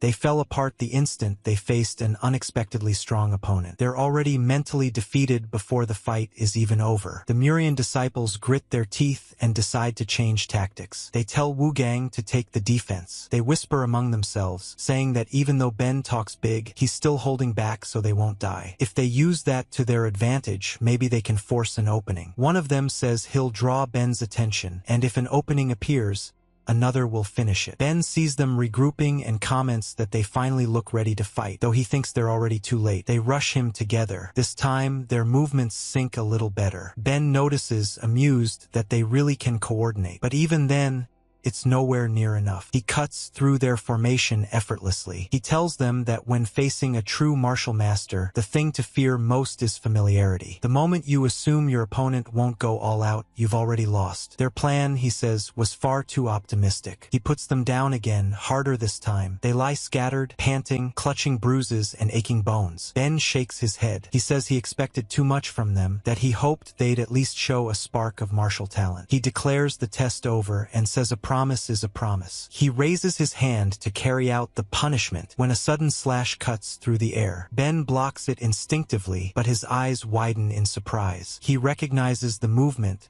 a vicious, winding technique. It's the Great Disaster Sword, a style belonging to Hyung Seo's unorthodox lineage. Everyone else is shocked. They can't believe someone would risk their life just to pass the training. Ben actually smiles. He tells the student to show his full strength. The next strike comes, faster, heavier, and far more brutal than before. Even Ben's expression tenses for a moment. This one is different, wild talent, raw instinct. He has to take it seriously. A system notification quietly slips into Ben's mind, reminding him that it's been a long time since his predatory instinct last stirred. Ben's lips curl into a grin. He thinks to himself, I want this one. Ben laughs as he clashes with the unorthodox style student. He tells him if that's all he has, then he's still a long way from threatening anyone. The other Murian students can only stare. None of them ever expected someone their age to push them so far and still be treated like a child swinging sticks. Eventually, everything goes dark. The next day, Righteous Heaven Sect. That same disciple slowly opens his eyes. He blinks around the unfamiliar room and mutters to himself, trying to remember where he is. He concludes he must have overexerted himself and collapsed yesterday. A voice calls him Wugang, asking if he's awake. He turns to see Wunjin standing next to him. He suddenly remembers what happened. He thinks about how he used the Blood Sword Sect technique right in front of the Righteous Heaven Sect leader. His face goes pale. He realizes Ben must have recognized he's from the unorthodox faction. He mentally panics. If word spreads, he might not even make it to his duel against the Mujong Martial School. Forget failure, he might be executed as an unorthodox spy. But Wunjin simply tells him it's almost assembly time and they should get going if he's awake. The boy agrees, though his mind is spinning. He wonders why Wunjin doesn't know. Or maybe he does and is pretending. More likely, the sect leader noticed everything and is simply biding his time. He thinks back to how Ben recognized his sword energy and even named his master, the Great Disaster Sword, without hesitation. He could have exposed him on the spot, so why didn't he? He keeps replaying that moment, wondering what Ben is planning. When the Murian disciples gather outside, Ben is already waiting and acknowledges Wunjong with a calm, "You're here." It makes the boy tense all over again. Ben begins speaking to the group. He says all of them have passed the first test. From 15 students, only 5 remain, more than he expected. Munchiak looks around and realizes only 5 people are standing. Rayong, Wunjin, Sian, Munchiak, and Dan Ryan, plus Wugang himself. Ben explains the next phase. For the next 15 days, they will spar once a day against disciples of the Righteous Heaven Sect. He tells them to use the rest of their time to study and refine their techniques. He orders Sonia to distribute items. Sonia steps forward immediately and hands out weapons tailored to each student. Munchiak receives a spear first, then the others get their respective tools. She introduces herself politely, explaining she will be their sparring partner during training. Ben nods and tells everyone to introduce themselves and get along. Wang Pal steps up and introduces himself as well. The Murian students begin exchanging brief introductions, but Munchiak waves it off. He says introductions are fine, but if they keep talking, they'll waste time. He suggests they begin sparring right away. Sonia nods, taking a stance. With a small smile, she proposes they do 5-on-2 at once, so they can get through the training faster. All 5 Murian disciples exchange looks. One of them shrugs and says he's fine with the idea. The others nod along. Ben smiles and tells them that if they're fine with it, he has no objections either. He adds that this is exactly the kind of confidence he expects from his dear Sonia. Munchiak watches how relaxed they seem. It annoys him, but he still believes he can handle himself. He takes the lead as the spar begins. He tells himself that, yes, they may have lost to the Mujong Martial School 3 years in a row, but there is no way they'll lose to a nameless little sect. He charges Sonia head-on, spear thrusting again and again. The movements are sharp, confident, A clear display of solid training. Munchiak keeps pressing forward, muttering that it isn't over, then pours everything into a final lunge meant to decide the match. Sonia simply raises her hand. She grasps the spear mid-thrust like it's nothing. A subtle notification flickers before her eyes. Unique trait, clear mind activated. Munchiak freezes, stunned. He doesn't even have time to react before Sonia warns him it might hurt. Then she sends him flying across the field with one clean strike. His teammates shout his name in shock. Sonia dusts off her hands and casually tells the rest of them to come together. Woonjin steps up immediately, saying he's not the rest. He introduces himself and enters a sturdy defensive stance. Sonia comments that his guard is excellent. He must have trained very diligently. He acknowledges the compliment, but warns that the next attack won't be as easy to block. Before he can follow up, Wang Pal steps forward, intercepting the blow effortlessly. His eyes show a faint eagerness. He clearly wants to display his skills too. The remaining students spread out and announce they'll go all out starting now. They rush in together, weapons and footwork overlapping into one coordinated assault. It doesn't matter. Sonia and Wang Pal stop everything. Every strike meets a wall. Every clever angle gets shut down. Within seconds, the Murian students start losing confidence. Someone mutters that maybe they should just forget about beating Mujong Martial School because they're struggling against a sect no one's ever heard of. No matter how hard they push, Sonia and Wang Pal simply overpower them. One by one, the Murian students collapse. Eventually, only one remains standing. Wang Pal looks ready to end it, but Sonia steps forward and asks if the last student still wants to continue. The girl stares at her trembling hands. She keeps repeating to herself that they had 5 people, yet they still lost. Feels unreal. But the match is already settled. Ben strolls over with an easy smile. He tells them, just for reference, that Sonia has only been training in formal martial arts for about a month. The others gape, stunned, and Sonia beams from ear to ear. Everyone starts whispering about what kind of training could give a child that much inner energy so fast. Ben clears his throat and lays out the next phase. He tells them they'll study coordinated techniques, moves 2 or more people can execute together. He reminds them that when he trained at Murian Martial School, teamwork and coordinated tactics were the real key to victory. Munchiak asks if that means they should focus on teamwork. Ben answers that yes, especially for those who've been beaten by Mujong Martial School the last 3 years in a row. This lesson should hit home. He explains that teamwork requires trust in yourself and trust in your comrades, and that trust builds unshakable confidence and dramatically increases individual strength. That's all for today's training. Rest well, he says, and everyone thanks him. As the group breaks up, Ben calls Xiao Wugang back and tells him to stay. Wugang freezes and asks what's wrong. The others drift off, muttering about how skilled Sonia and Wang Pal are. Both of them protest that the praise is too much. A notification quietly offers to activate a sound barrier so no one outside can overhear. Ben praises the system for being perceptive, then leans in and resumes the conversation they'd started yesterday. The one about why the Blood Sword sect's young techniques and its unorthodox ties are showing up at Murian. He tells Wugang that if he can't give a proper explanation, he should prepare for the consequences. Ben says, answer me. What is the rumored young sect leader of the Blood Sword sect doing as a disciple at Murian Martial School? Wugang says, what should I do? Should I run away? But then suddenly an energy crackles right beside him as a warning. Ben says, surely you don't think you can escape, right? That chance doesn't exist for you. Now answer me, Xiao Wugang, why are you here? 5 years ago, we see Xiao Wugang hearing someone say, you broke the arm of an opponent who couldn't resist. Get up. However, Wugang just remains on the ground. But then the voice in front screams, why didn't you cut it off completely?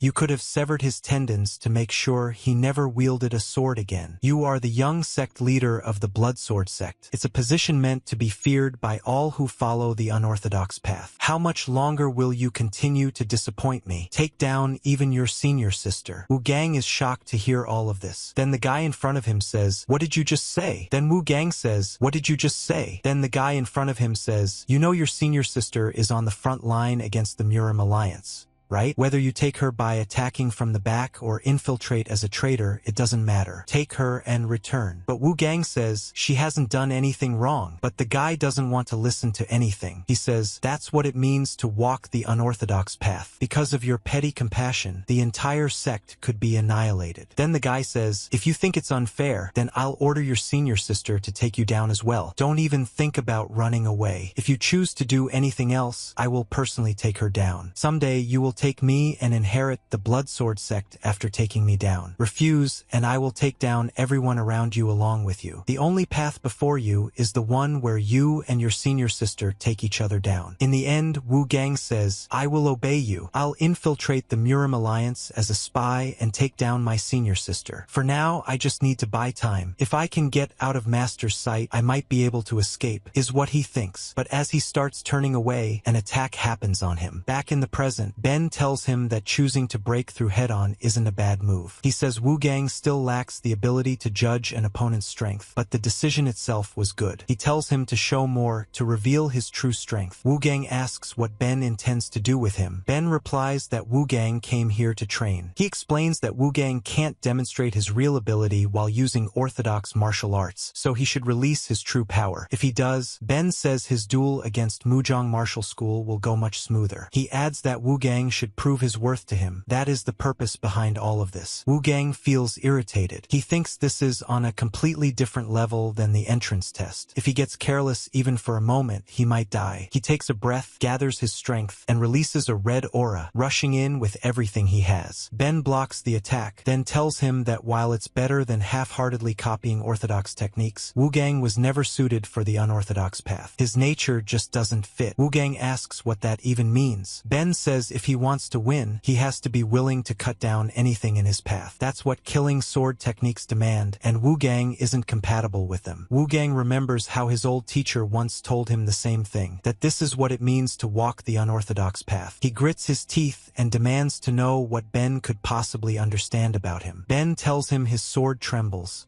It lacks the true will to fight. The words only anger Wu Gang more. He swings wildly, shouting for Ben to stop acting like he knows anything about him. Ben steps in and strikes him again, telling him that even if he tries to hide, his sword already reveals everything. Ben asks what truth Wu Gang is chasing. Wu Gang screams back that in a world where everyone is forced to either kill or be killed, does that even matter? Ben asks him again, then why does he still pick up a sword? Wu Gang falters for a second. He says he wields a sword because their blades clash again, sparks scattering. The struggle is fierce, but it's clear Wu Gang has no chance of defeating Ben. Finally, Wu Gang's anger fades, and he speaks honestly. He says he wields a sword because he has a reason to grow stronger. His father wasn't a great martial artist, but he was an honorable man. On the battlefield, when others fled, his father stayed and fought to the very end. Even if others call his death meaningless, he remained true to himself. Wu Gang swallows and forces the truth out. He says his father's death still fills him with resentment, but right now there's nothing he can do. If he acts rashly, he'll die for nothing, so he needs to grow stronger. He says he vowed to endure no matter what, but in his obsession with power, he became known as the Blood Sword sect's young sect leader instead of Xiao Wu Gang's son. Ben listens, silent for a moment, then asks if he regrets those days. Wu Gang admits he doesn't know. He wanted to protect his father's honor, to prove his father didn't die a coward, to carry the name and bloodline with pride. Now he thinks he's lost his way. He tells Ben to kill him or report him to the Murim Alliance. Do as he wishes, but know this, the other Murian disciples have nothing to do with it. He came alone and hid his identity. Ben steps closer and says simply that he fights to protect, not to destroy. Wu Gang blinks, confused, and then Ben flicks him, sending him flying. Wu Gang yelps that it hurts. Ben tells him to get up and says the sight of him reminds Ben of a boy he once knew, blinded by vengeance, lost in the dark. Ben says that when he left the Bakley clan and joined Murian Martial School, he tore his foundations down and rebuilt them so he wouldn't rely on the clan's techniques. Hearing the name Bakley clan shocks Wu Gang. He asks if Ben really joined Murian Martial School. Ben answers that he did,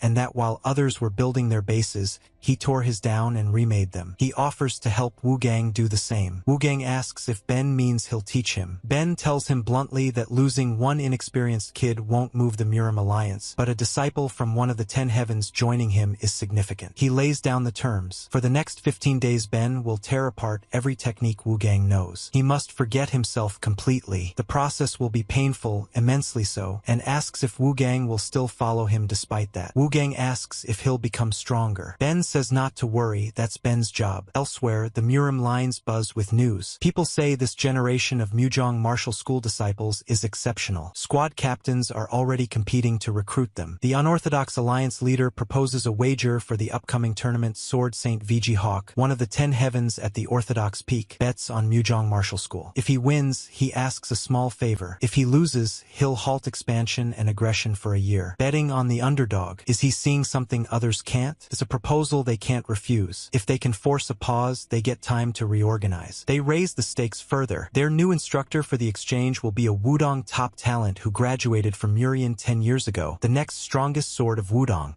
The man called Azure Flow. Azure Flow murmurs a name and a memory. Bakley Woon, Ben Woon, and Murian Martial School. It's been a long time since I heard that name. A tired voice drifts across the courtyard. Sonia sighs that she's completely exhausted. She complains that fighting 2 versus 5 every day is brutal. Even ignoring the Murian Martial School disciples, the training feels way too harsh. Ben shows up quietly and asks if she's already worn out. Sonia jumps a bit, asking when he got there. Ben tells her that since she's working hard, he'll give her a reward. Once the Murim Martial School's special training ends, they'll head to the Murim Alliance to watch the grand tournament. He adds that there's a blacksmith there who once forged his own sword, and if Sonia wins more than 8 of her 15 sparring matches against the Martial School disciples, he'll take her to get her own personalized weapon crafted. Both Bongpal and Sonia light up immediately. Sonia asks what that actually means, so Ben explains that it means a weapon will be custom-made just for her. Sonia practically explodes with excitement and yells that she'll definitely make it happen. During the next round of training, one of the martial school disciples stares at Sonia, shocked that she already found a counter to a technique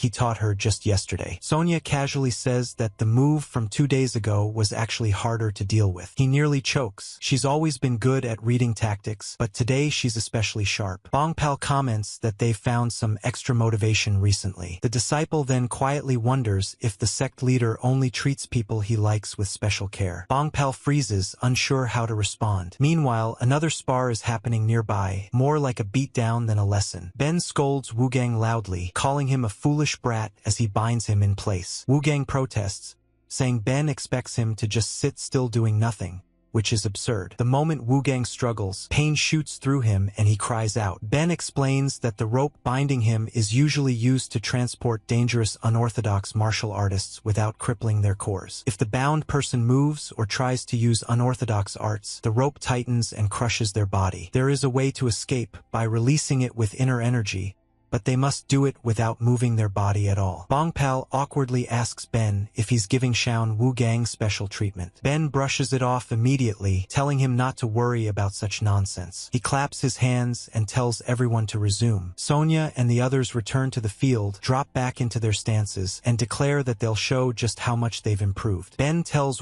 Gang to pay close attention to the others. He reminds him to think carefully about why he was ordered to do nothing. While the rest continue sparring, Ben silently observes. Just like in the previous matches, one disciple pulls back to create distance, but his opponent immediately closes that gap. Someone mutters that Sonia isn't giving him even a moment to reset his spear's effective range. If distance won't work, he decides he'll just use his body instead. Gang, still bound, watches Xiao Munchiak move and mutters in disbelief. Munchiak, who used to rely only on spear technique, is now incorporating striking skills. When did he even learn that? Sonia studies the motions and wonders if that last movement was just a mistake, but on closer look, she realizes their growth is real. Ben also acknowledges their remarkable progress. Gang quietly admits that watching them improve so fast makes him want to leap in and fight. Ben asks if he's afraid of falling behind. Just then, a notification appears. Xiao Munchiak has temporarily entered the state known as body spear unity. Munchiak's thoughts chase the feeling. If my body and spear could move as one, maybe I could truly handle anything. Could I become the spear itself? Gang can barely stand it anymore and yells for Ben to release him. He can't handle doing nothing while everyone else breaks through. Ben refuses. He tells him that if he swings his sword right now, he'll never reach that state. Munchiak is carving his own martial path born from blood and battlefield instincts. Gang, meanwhile, is only copying the blood sword sect's great disaster sword. sword. Frustrated, Wu Gang asks what Ben wants from him. Ben answers that Wu Gang's body has already hardened into bad habits. He can't simply tear those out with movement anymore. That's why he was tied up, so movement becomes impossible. If he can't fix his body through motion, then he must fix what lies beneath, his inner energy pathways. Wu Gang's eyes widen as the realization hits. If he can't reform his physical habits, then he must break the habits of his inner energy itself. He needs to retrain his meridians. Ben tells him he's right. He explains that a person has 365 meridians, but most martial artists only utilize 70 at most. Wu Gang needs to look beyond that and find answers in the untouched channels. Unlike his peers,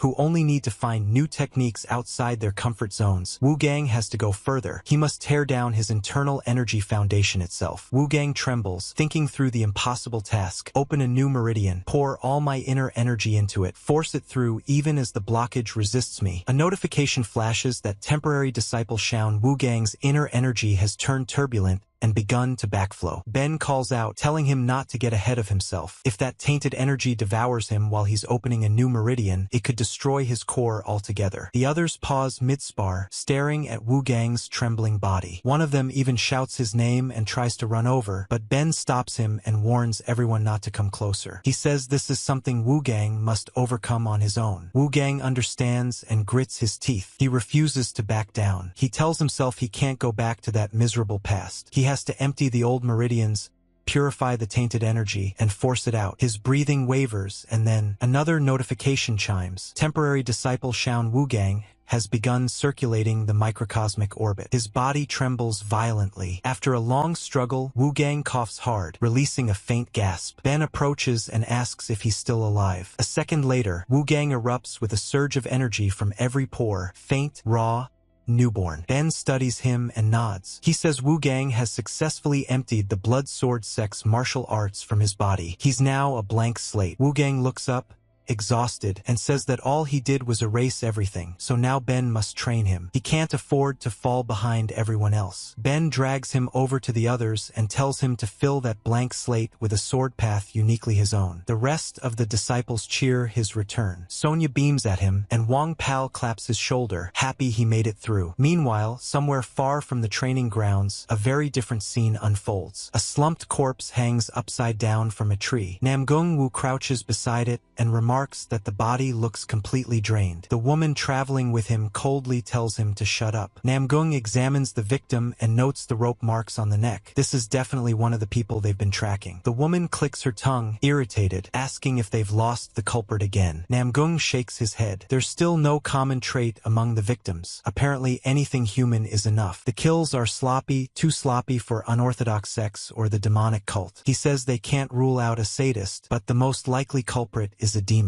Not a high-level one, since the body count is low, but its ability to leave no trace suggests it has intelligence. He asks if they should call for backup. The woman refuses. She says they can't wait and allow more victims. If the captain were here, that's what he would say as well. She decides they'll continue tracking. Namgung offers no objections. Orders are orders, though he mutters that missions like this tend to end in death. Just in case, he decides to buy some insurance. He scribbles a note. If gone for more than a month, please contact the Righteous Heaven Sect leader. Far away, Ben pauses mid-thought. He mutters that he has a bad feeling. Ben tells his disciples that they've all worked hard over the past 2 weeks. Sure, he says, there are still a couple of fools who can't quite get things right, but overall they should definitely feel their skills improving. He mentions how Sonya and Wang Pal managed to secure 8 victories, and as promised, he'll take them to forge their named weapons. He reminds them to be proud, then adds that at this pace, he expects they'll handle the second training just fine. He announces the next step. This time,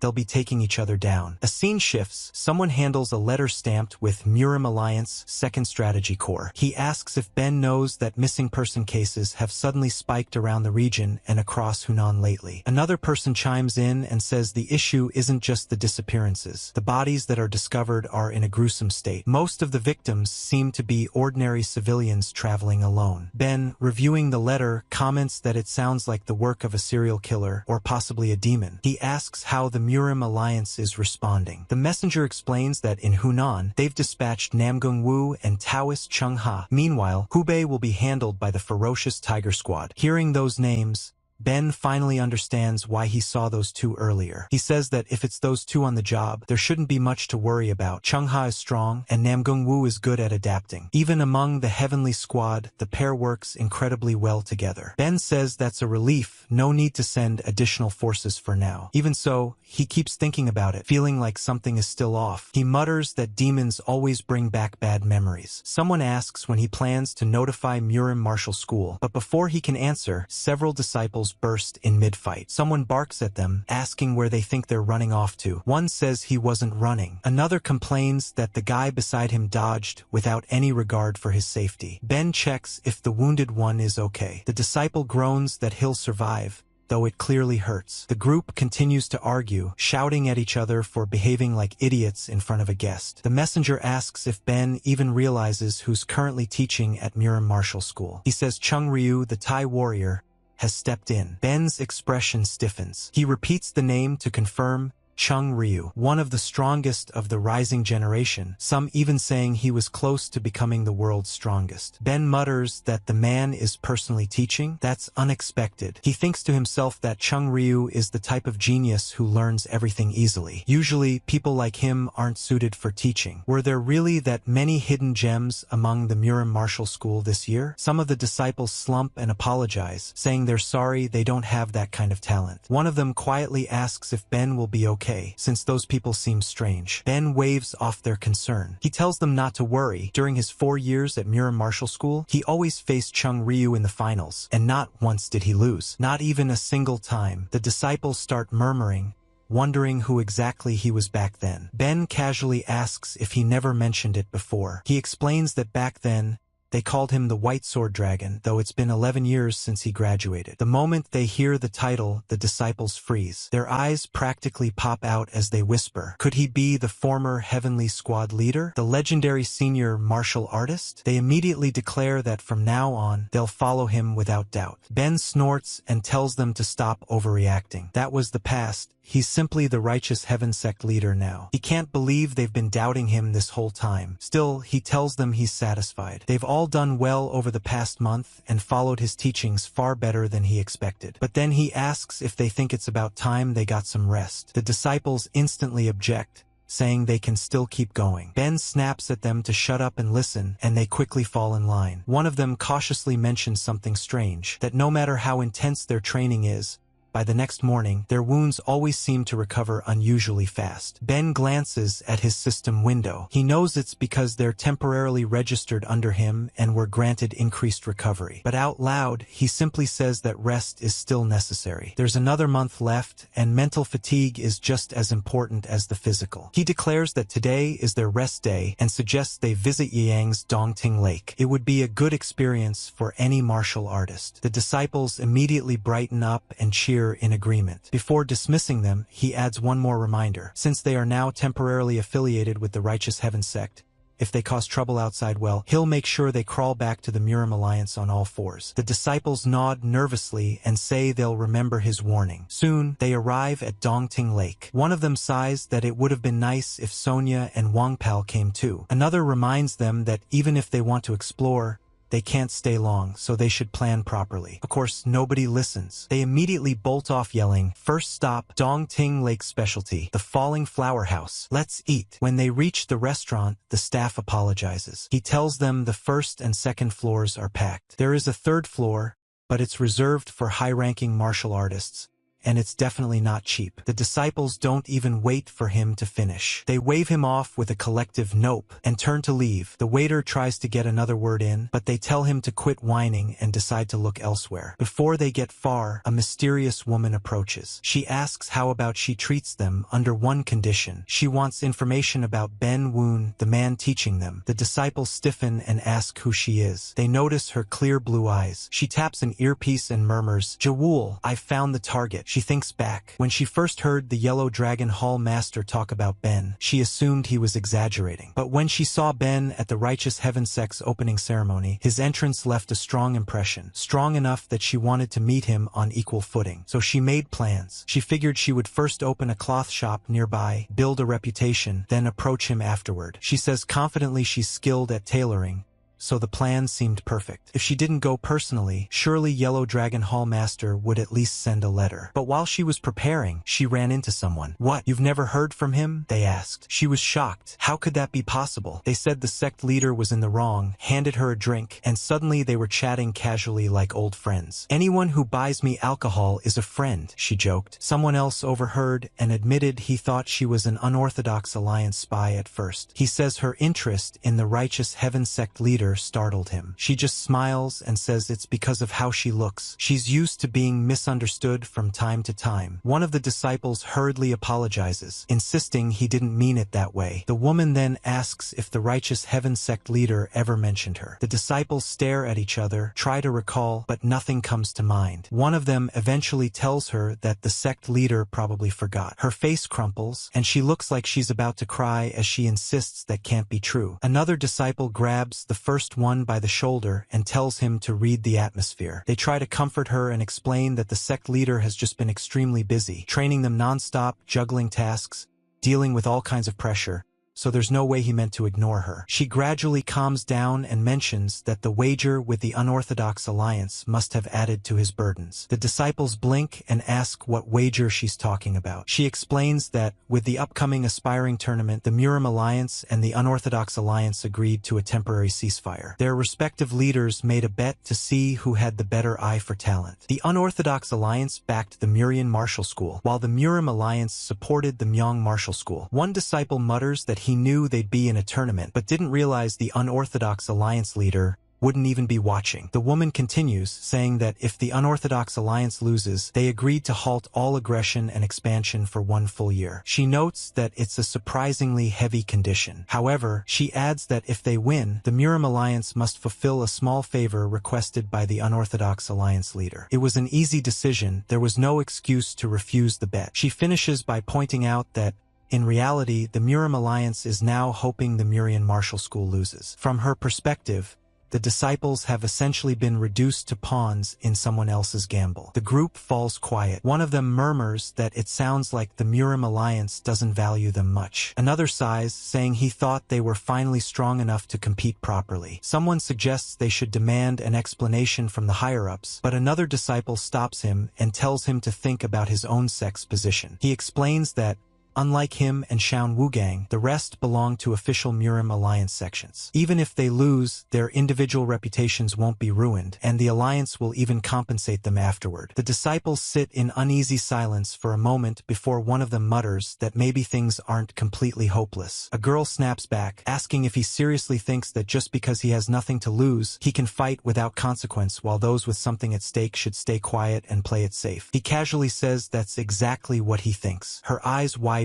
and she calls him insane, practically asking if he has a death wish. Before things can escalate any further, another disciple steps between them and tells them both to cool it. Bogang sighs and brings the conversation back on track. He wonders aloud if the sect leader knew about all of this beforehand and grumbles about what Ben was even thinking. They debate what to do next, knowing the Murim Alliance will keep tightening the pressure. Ben eventually speaks up. He says that they don't have to bow their heads every time the adults in power decide something. Now that these students have come under his wing, they're his people, and if that leads to a direct clash with the Murim Alliance, then that's just how it'll be. He asks if they'll stand with him. Yairang hesitates, saying betraying the Murim Alliance feels wrong. Ben tells him not to be dramatic. No one here is betraying anyone, and if he's that scared, he can go ask for permission from whoever is backing him. Yairang freezes, realizing Ben somehow figured out his circumstances. He quietly asks when Ben found out. Ben simply says he never really tried to hide it and asks how Yairang managed to notice first. Before they can finish that conversation, someone rushes in, calling for the chief and the heads of the 7 sects, warning that there's a problem. He reports that martial artists from both the Murim Alliance and the Unorthodox Alliance are gathering nearby. Ben's jaw tightens as he wonders if a full-scale war is about to erupt. The messenger shakes his head and says it's something worse. Demons have appeared. Ben's expression darkens. He's told that a procession, more than 100 demons, has been spotted heading toward Dongting Lake. In the nearby forest, distorted voices shriek, urging each other to tear apart every every human in sight. Their hunger sounds bottomless, driven by a desire to devour, and devour more. The air fills with screaming as the nightmare approaches, asking for more and more. Let's reach 2,000 likes if you also want more chapters of this.